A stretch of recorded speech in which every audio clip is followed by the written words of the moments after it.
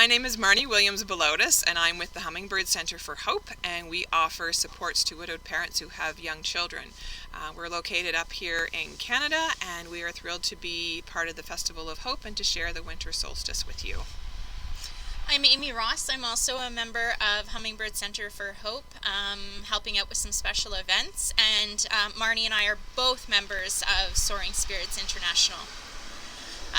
So we are up here in Canada, as Marny said. There's snow on the ground, it's cold, we both have our toques on. And so when we were given the opportunity to share with you at the Festival of Hope Winter Solstice, I just assumed that we were going to talk about snow and cold and igloos and toboggans and hockey, but that's not it. Marny, do you want to share with us? Yeah, so actually Winter Solstice can be celebrated twice a year, and pending whether you live in the northern hemisphere or the southern hemisphere, so above or below the equator, will depend upon when you honor this day. So for us in the northern hemisphere, we are going to celebrate it on December 21st, and those of you in the southern, you would honor this day in June. So a little bit about the Winter Solstice. It marks the shortest day of the year, and again for us here we're going to celebrate it on December 21st, and Amy and I are on a very busy street now with lots of cars going past, so we apologize for background noise, but hey, it's Canada.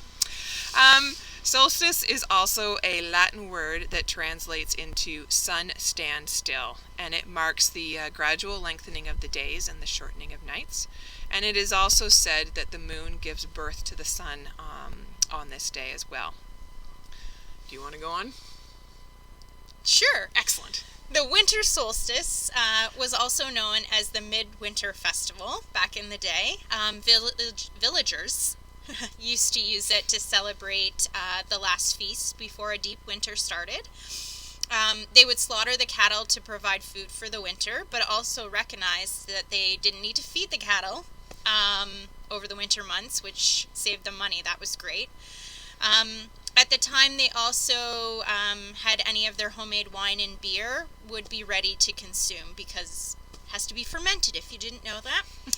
The Midwinter Festival was about nourishing themselves for the upcoming winter months and enjoying the fruits of their labor during those long summer days. So, the rebirth of the sun, which for us Canadians symbolizes being closer to winter, no more cold, no more shoveling, also brings with it a powerful energy of regeneration, renewal, and self-reflection.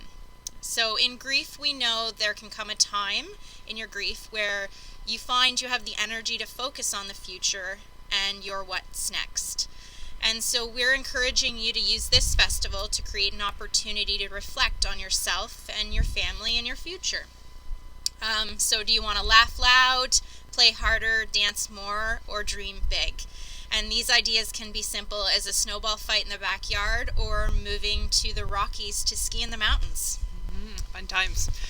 So on Monday, December 21st, we are encouraging you to celebrate by feasting, to eat and drink and reflect on everything that you have accomplished.